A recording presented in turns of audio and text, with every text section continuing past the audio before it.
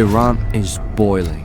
Every week, new videos come out of the country. Crowds chanting in the streets, women burning hijabs, students facing armed police with nothing but their voices. To many people watching from the outside, it looks like a sudden explosion, a society that has finally had enough. But this moment didn't come out of nowhere. In fact, what's happening in Iran right now is part of a much longer story. A story of hope, betrayal, foreign interference, rapid modernization, repression, and revolution. Because this is not the first time Iranians have tried to overthrow their system. Not the second, but the third.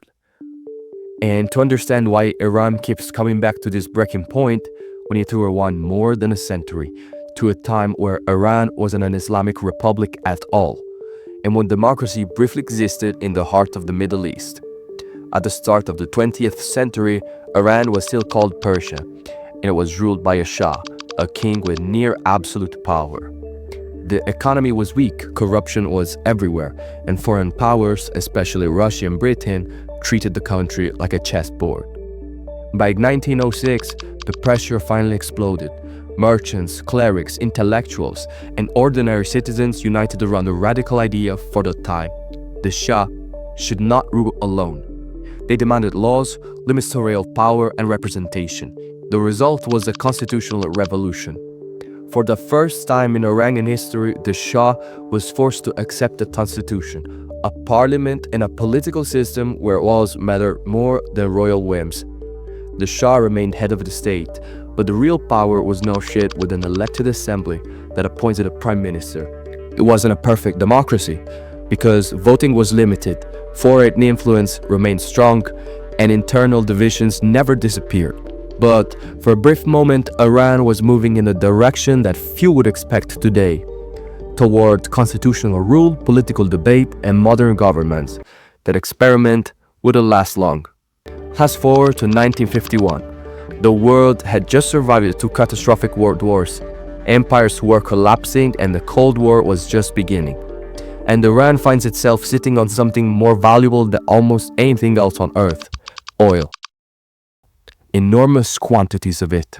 For decades, Britain had effectively controlled Iran's oil through a company called the Anglo-Iranian Oil Company. And keep it in mind because it will be important soon. The company extracted Iranian oil, sold it abroad, and sent most of the profits back to London. Iran received a cut, but a very small one. To many Iranians, it felt like their country was rich, while their people stayed poor. That anger reached the parliament, and in 1951 it elevated a man who would become a legend, Mohammed Mossadegh. Mossadegh was not a revolutionary cleric or a general. He was an old aristocrat, educated in Europe, deeply committed to nationalism and constitutionalism, and he believed one thing above all else: Iran should control its oil resources. So he did the unthinkable. He nationalized the oil industry, and the AOC was expelled. Iranian oil was declared Iranian property. Inside the country, Mossadegh became a hero overnight. Outside the country, alarm bells went off, because taking oil away from Britain and indirectly from the United States as a way of making powerful enemies. And I mean, we see it today too. Britain immediately tried to strangle Iran economically. When that failed, they picked up the phone and called Washington. At first, the US hesitated. Under President Truman, America wasn't convinced that overthrowing the democratically elected leader was a good idea. But then came Eisenhower. And with Eisenhower came a new fear: communism. Iran bordered the Soviet Union, and Mossadegh, though not a communist, relied on popular movements that include leftist groups. To Washington, that was enough. And the US had a brand new tool ready to be tested: the CIA. In 1953, the CIA, working with Britain's MI6, launched Operation Ajax, a covert plan to remove Mossadegh from power. At the center of the operation was Kermit Roosevelt Jr., grandson of Theodore Roosevelt. His mission was simple in theory and brutally complex in practice: destroy Mossadegh's reputation, manipulate the streets, and convince the Shah to dismiss Mossadegh. CIA money flowed at Tehran. Newspapers were bribed, and Mossadegh was portrayed as a dictator, a communist sympathizer, and a threat to Islam. But the first attempt to eliminate Mossadegh failed. After this event, massive crowds poured into the streets in Mossadegh's defense, and Mossadegh was able to exile the Shah. For a moment, it looked like Mossadegh had won. But coups aren't always won in one night. Days later, CIA-backed forces regrouped. This time, they succeeded. Chaos erupted, military units switched sides, and Mossadegh was arrested. The Shah returned, and Iran would never be the same. Mossadegh would end up living in a house arrest for the rest of his life and dying in 1967. But after the coup, Iran didn't become a democracy again. It became an autocratic monarchy. The Shah, Mohammed Reza Pahlavi, no longer ruled as a constitutional figurehead but as the ultimate authority. Opposition parties like Mossadegh's National Front were outlawed, and his supporters were silenced with force. To many Iranians, the message was clear. Their prime minister had been removed by foreign powers, and their new leader was foreign imposed, effectively destroying all the independence that Mossadegh built. To enforce this new order, the Shah, with CIA and Israeli assistance, created Savak, Iran's secret police. Savak monitored, imprisoned, tortured, and eliminated opponents, both inside Iran and abroad. On top of that, history was rewritten, portraying Mossadegh not as a nationalist hero, but as a dangerous dictator who almost destroyed the country. British, American, and European firms poured back in. Oil revenues increased, and the Shah now had the money to push the plan proposed to him by the USA, a plan called the White Revolution. And don't worry, the name was White Revolution not because of racial motives, but for another reason. In 1963, the Shah launched a sweeping, non-violent modernization program designed to turn Iran into a global industrial power. On paper, it looked impressive. Vast industrial projects reshaped cities. Forests were nationalized. New railways connected the country. Health corps brought doctors into remote villages. Poor mothers received free food assistance. Education expanded, and control over schools shifted away from the clergy. Women gained new rights, access to education, employment, and later voting. Iran opened itself culturally. Western music, fashion, and entertainment flooded in. For example, Frank Sinatra performed concerts in Tehran. The country projected confidence, wealth, and modernity. And then there were the land reforms, the heart of the White Revolution. The government bought land from wealthy elites and resold it to ordinary families at about 30% below market value, payable over 25 years. Millions of peasants became landowners for the first time. The economy surged, growing nearly 10% a year. Iran experienced a mini-industrial revolution, funded by oil and directed by the Shah. He invested much of this growth into the military, determined to make Iran a global superpower. So here's the question. If Iran was growing, if people were getting land, if women gained rights, if the economy was booming, why did the country explode in revolution just 15 years later? You see, there were actually a few sketchy things going on.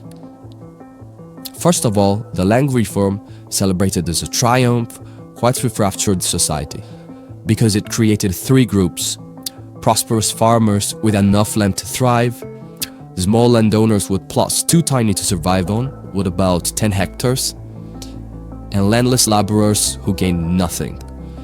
Many small farmers were crushed by debt and inefficiency. Traditional village structures collapsed, and millions migrated to the city that couldn't absorb them. And on top of that, they couldn't even complain. Political freedom vanished since the Shah tolerated no opposition. Savak hunted critics relentlessly. Even Iranians abroad were targeted, since Savak had 5,000 employees across the entire globe. Elections were staged because the Shah didn't want another prime minister as powerful as Mossadegh.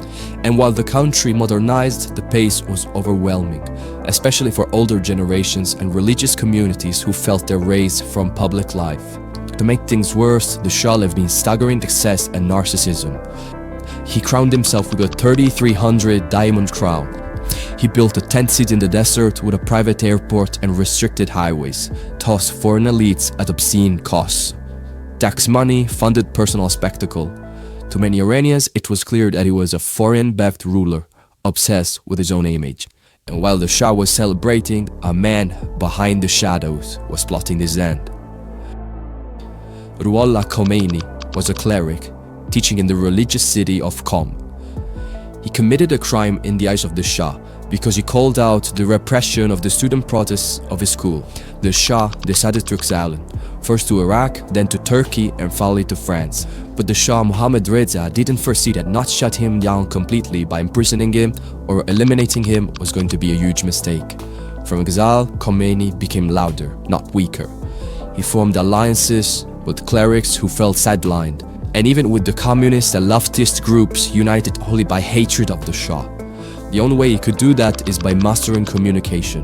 Khomeini recorded speeches on cassette tapes, smuggled into Iran, copied endlessly, and played in mosques and homes. His voice reached millions, portraying the Shah as against Islam, tyrannical and illegitimate. By 1978, the country was on fire. Strikes paralyzed the economy and millions marched in the streets, while the army fractured, asked for Iranians to protest in a non-violent way to bring the army on their side and not against them. Khomeini also asked to not cooperate with the government, for example by not paying taxes. The revolutionaries kept protesting, and it was only in the last days of the revolution that they started fighting in a violent way. And on January 16, 1979, the Shah fled. Khomeini returned, and the revolution succeeded and the people had won. But little did the Iranians know that this revolution was going to mark the start of a 40-year-old oppression. Once in power, Khomeini eliminated the communists and leftists who had helped him by outlawing them. He also removed the president from his position and turned Iran into an Islamic republic, ruled not by a king, but by clerics and their supreme leader, named Ayatollah. All of the progress Iran had made was completely wiped off in just a couple of years, and since then, Iran has been stuck in a situation far worse than what it was under the Shah. That system is the one Iranians are still fighting today, with the protests that we've all seen. By the time I'm recording this video, it appears to have been suppressed by the Ayatollah Khomeini. But who knows what's going to come next? Oh, and one more thing, Iran is a close ally of Russia, led by Vladimir Putin since quite some time. I've made a video explaining the system that keeps him in power.